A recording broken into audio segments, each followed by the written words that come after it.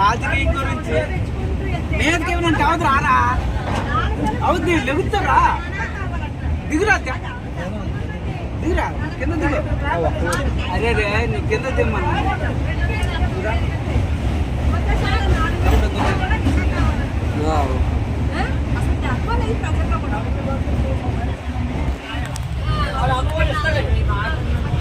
వీడికి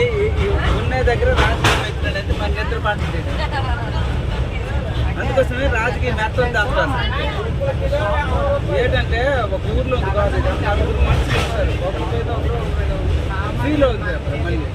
అది ఎక్కడి వరకు వస్తుందో తెలియదు అందుకోసమే